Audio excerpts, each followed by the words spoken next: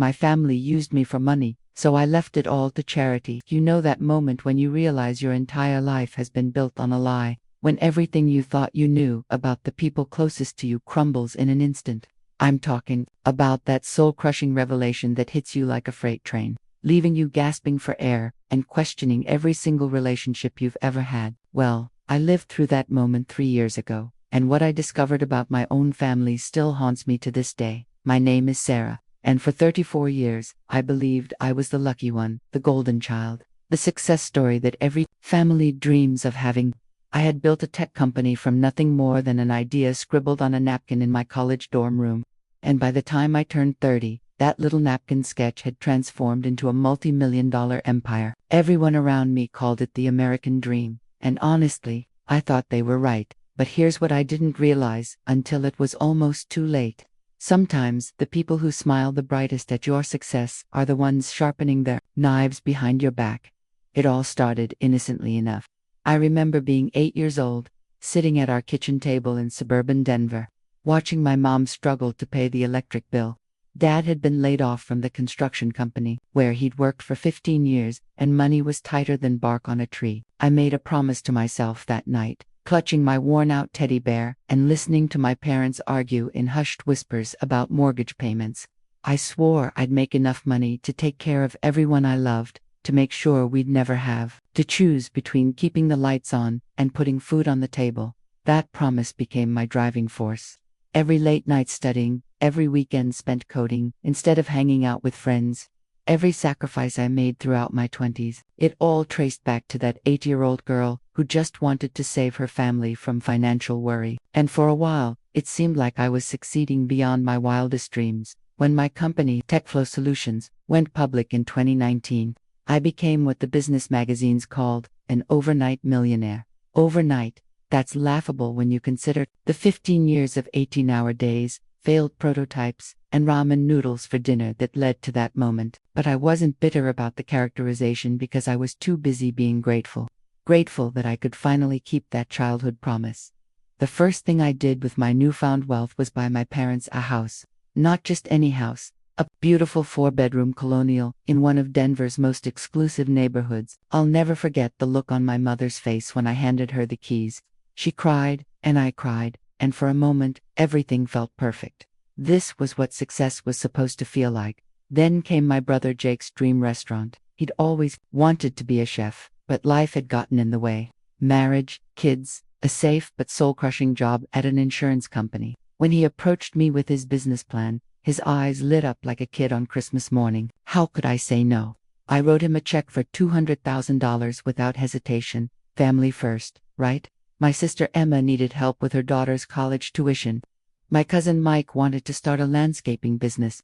My uncle Robert was facing foreclosure on his farm. One by one, they came to me with their dreams, their emergencies, their once-in-a-lifetime opportunities. And one by one, I opened my checkbook, thinking I was building something beautiful. A family lifted up by shared success. But here's the thing about money that nobody warns you about. It changes people. Not always in obvious ways, but in subtle, insidious ways that creep into relationships like poison ivy, spreading slowly until it chokes out everything healthy and real. At first, the changes were small. Family dinners became business meetings. Instead of asking how I was doing, relatives would start conversations with updates about their latest financial needs. The warmth in their voices when they called began to sound rehearsed, like they were reading from a script designed to extract maximum sympathy and minimum suspicion. I told myself I was being paranoid. These people had loved me long before I had money. They were my family, my blood, my chosen tribe. Surely I was imagining the shift in their behavior. Surely the woman who had read me bedtime stories and bandaged my scraped knees wasn't capable of seeing me as nothing more than a walking ATM. But then my grandmother died. Grandma Rose had been the heart of our family for as long as I could remember. She was the one who insisted we all gather for Sunday dinners, who remembered everyone's birthdays, who somehow managed to make each of us feel like her favorite grandchild. Her passing left a hole in all our hearts, but it also revealed something that shattered mine completely. The reading of her will took place on a gray Thursday afternoon in October. I sat in that sterile conference room, surrounded by the people I'd spent my entire life loving and supporting, expecting to hear the usual distribution of sentimental items and modest financial gifts. Grandma Rose hadn't been wealthy by any stretch of the imagination, but she'd been comfortable. And we all knew she'd been carefully managing her savings for years.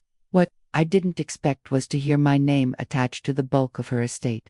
The lawyer, a stern-faced man named Mr. Henderson, cleared his throat and began reading in that formal, emotionless tone that lawyers seemed to perfect. Most of Grandma Rose's possessions went to various family members, as expected. Her china to Mom, her jewelry to Emma, her vintage cookbook collection to Jake. But then came the part that changed everything. To my granddaughter Sarah, Mr. Henderson, Reed, who has shown such remarkable generosity and business acumen. I leave the remainder of my estate, including all financial assets, totaling approximately $1.2 million. The silence in that room was deafening. I felt every pair of eyes turned toward me, and the temperature seemed to drop 10 degrees. I was shocked not just by the amount, which was far more than any of us had imagined Grandma Rose possessed, but by her decision to leave it all to me. But what happened next is burned into my memory like a brand.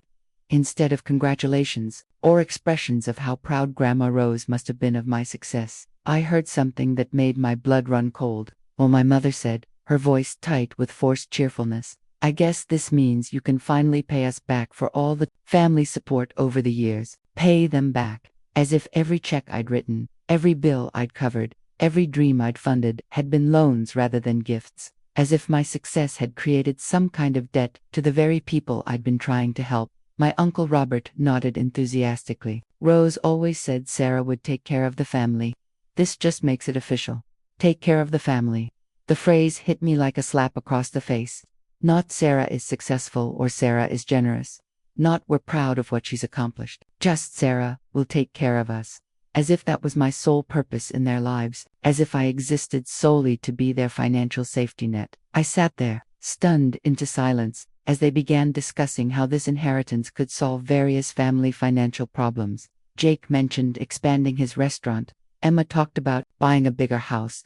Cousin Mike wanted to franchise his landscaping business. They were spending my inheritance before I'd even processed receiving it, talking about my money as if it belonged to all of them. And then my mother said something that shattered whatever illusions I had left. Sarah, honey, you don't really need more money anyway. You're already set for life. This inheritance could really help the rest of us catch up.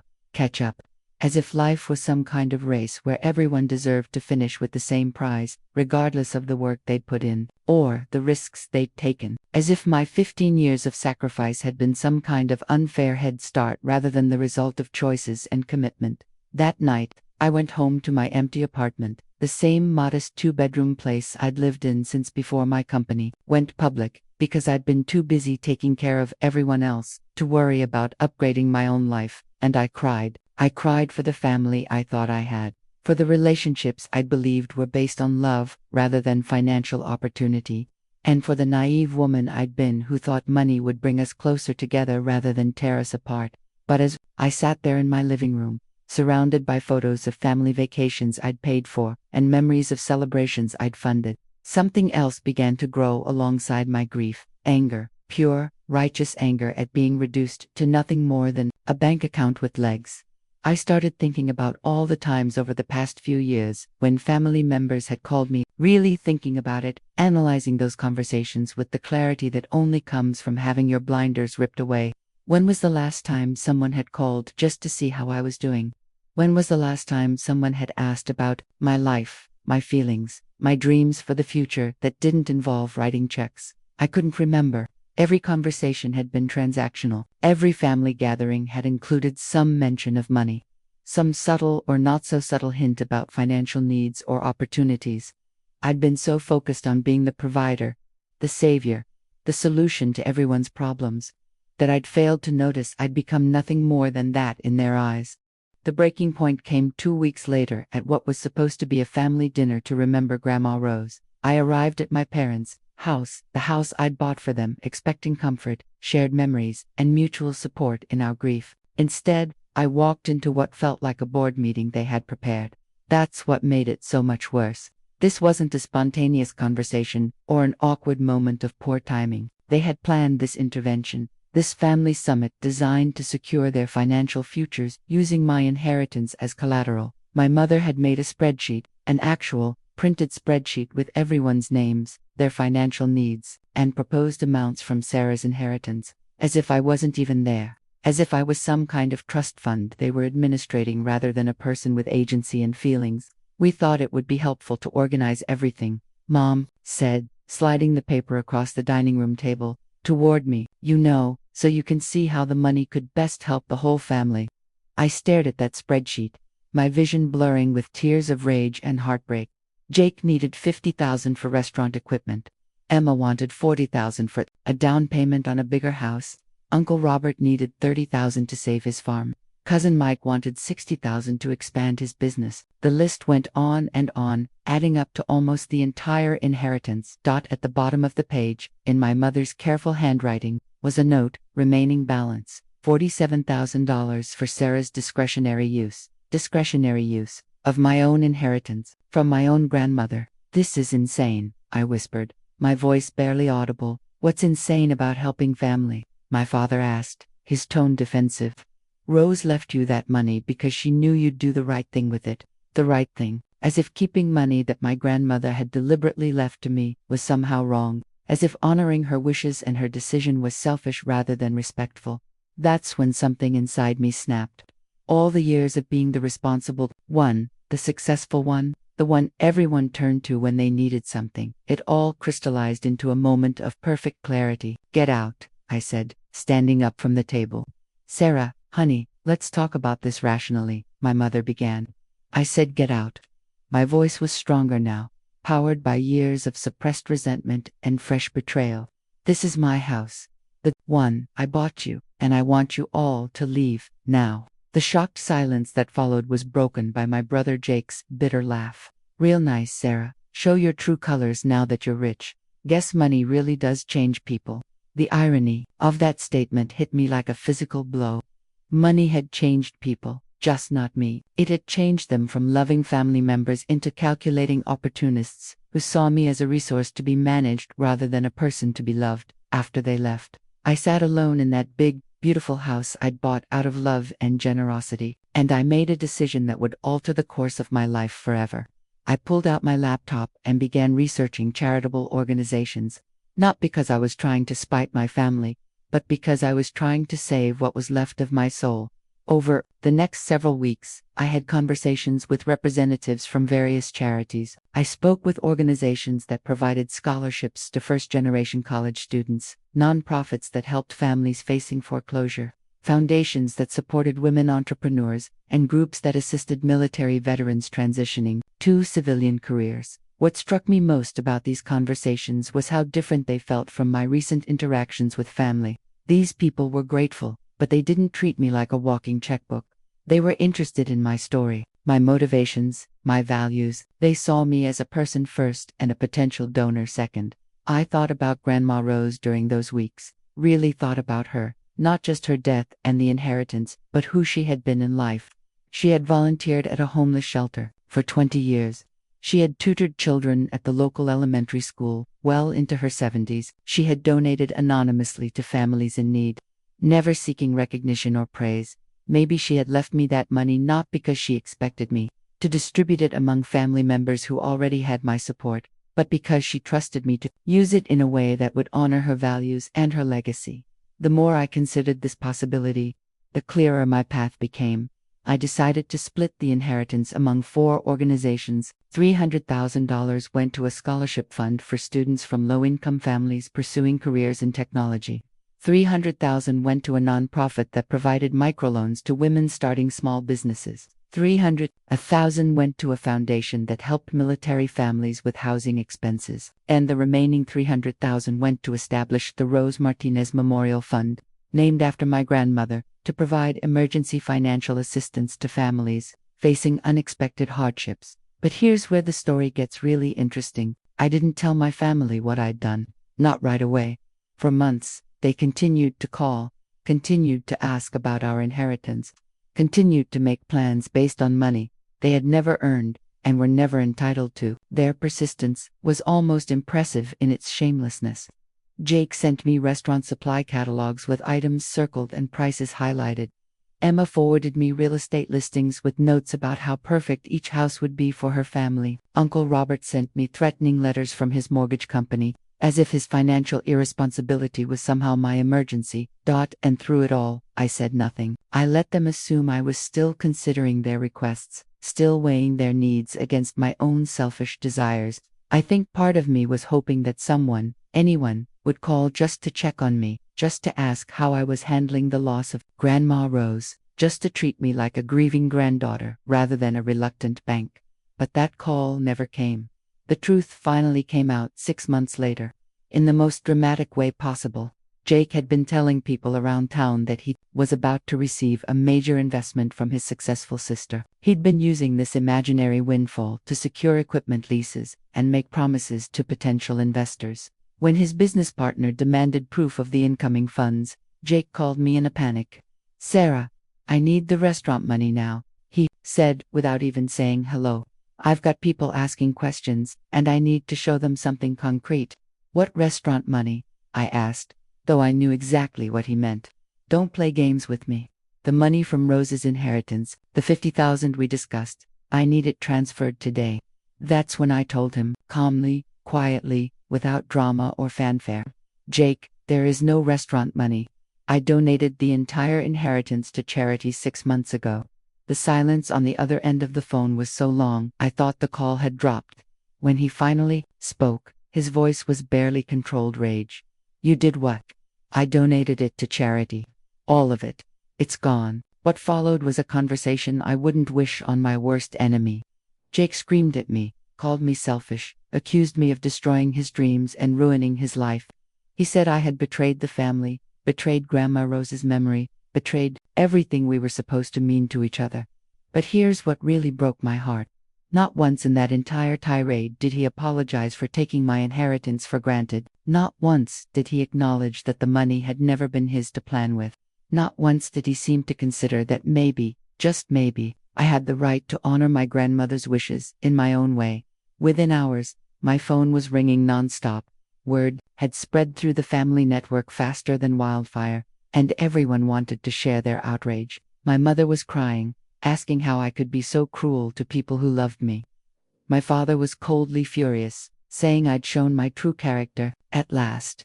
Emma accused me of being jealous of everyone else's happiness. Uncle Robert threatened to sue me, though for what, I couldn't imagine. The family group chat that had once been filled with photos of grandchildren and plans for holiday gatherings became a stream of accusations and recriminations directed at me. I was called selfish, heartless, vindictive, and ungrateful. I was accused of thinking I was better than everyone else, of forgetting where I came from, of betraying the people who had supported me. That last accusation was particularly rich, considering I'd been supporting them financially for years, while they treated me like a walking ATM. But you know what the most telling part was? In all of those angry calls and bitter messages, not one person asked me why I'd made the decision I made. Not one person seemed curious about my motivations or my feelings. They were all so focused on what they'd lost that none of them bothered to consider what I might have gained.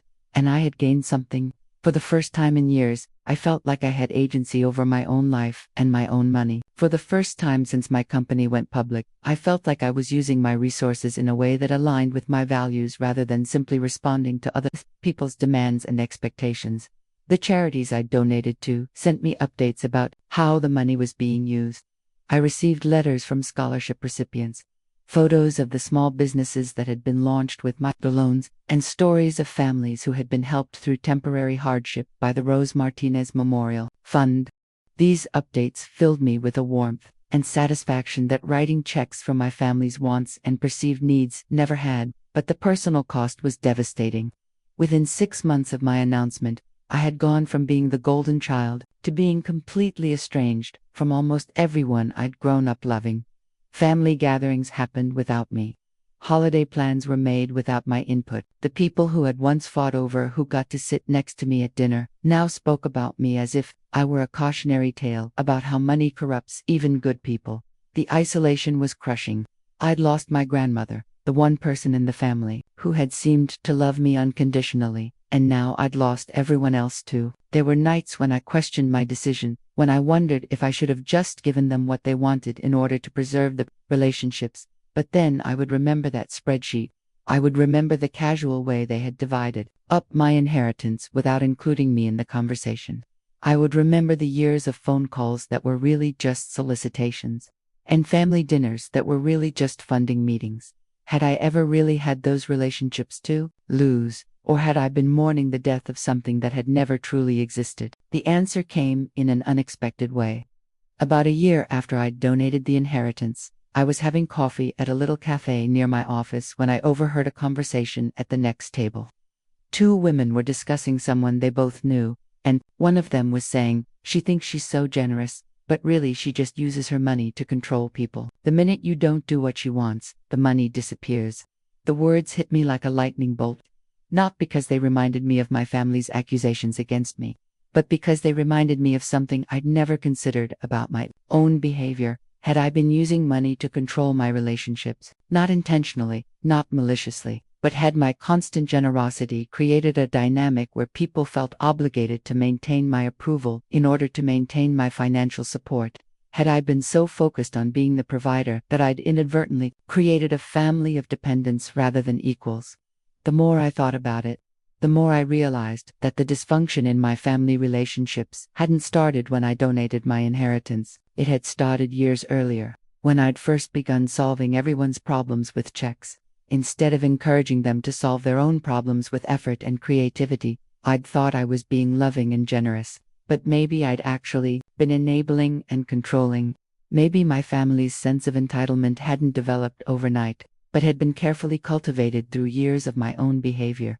This realization didn't excuse their reaction to my decision, but it did help me understand how we'd all ended up in such a toxic situation. I'd used money as a substitute for healthy boundaries, and they'd used financial need as a substitute for genuine relationship. We were all complicit in creating a family dynamic that was ultimately unsustainable and unhealthy. But recognizing my own role in the dysfunction didn't make me regret my decision to donate the inheritance. If anything, it made me more convinced that I'd done the right thing. Breaking the cycle of financial codependency was painful, but it was necessary, and slowly, very slowly, some good did begin to emerge from the wreckage.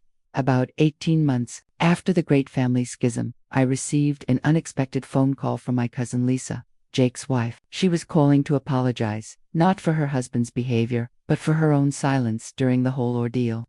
"I should have said something," she told me, her voice thick with emotion. "What they did to you was wrong, and I knew it was wrong, but I was afraid to speak up because we needed Jake's restaurant to succeed. But I've been watching him these past months, seeing how bitter and angry he's become, and I realized that expecting you to fund his dreams was never going to lead anywhere." Good. She went on to tell me that Jake had eventually secured funding for his restaurant through a small business loan and private investors. The process had been difficult and stressful, but it had also forced him to develop a real business plan and to take ownership of his own success or failure. "He's actually a better businessman now," Lisa admitted. "Having to work for everything himself has made him more careful, more thoughtful.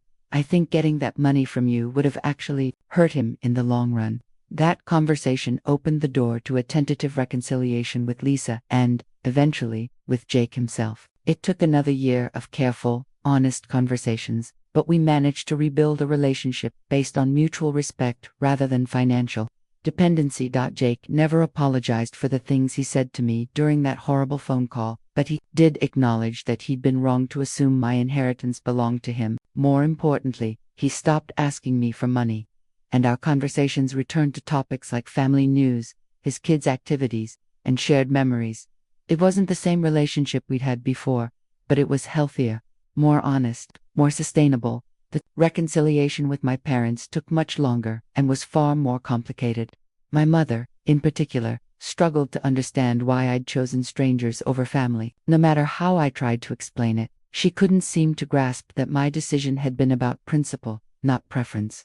"Those charities don't love you," she would say. "Family is supposed to come first."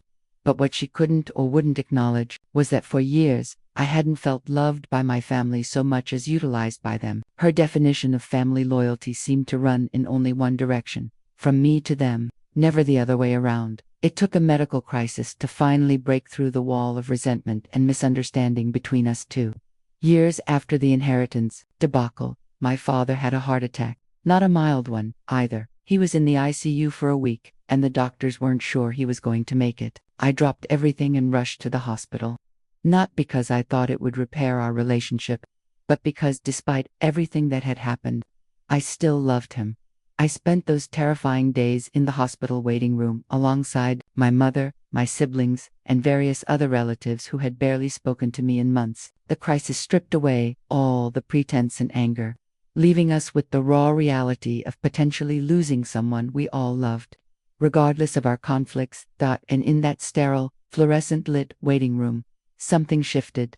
Maybe it was the proximity to death, or maybe it was simple emotional exhaustion. But people began talking to me like I was a person again, rather than a symbol of betrayal. My mother was the first to crack. On the third day, when Dad's condition had stabilized but was still critical, she sat down next to me and said, "I'm sorry, Sarah. I've been so angry about the money that I forgot I was supposed to be proud of the woman you've become." It wasn't a complete apology, and it didn't address all the hurt between us, but it was a beginning. Over the following weeks, as Dad recovered and life slowly returned to normal, we had a series of difficult but necessary conversations about money, family, expectations, and love. My mother admitted that she'd gotten caught up in the excitement of having a wealthy daughter and had lost sight of the fact that my success belonged to me, not to all of us. She acknowledged that the spreadsheet had been inappropriate and hurtful, though she still maintained that she'd been trying to help organize everyone's needs rather than pressure me.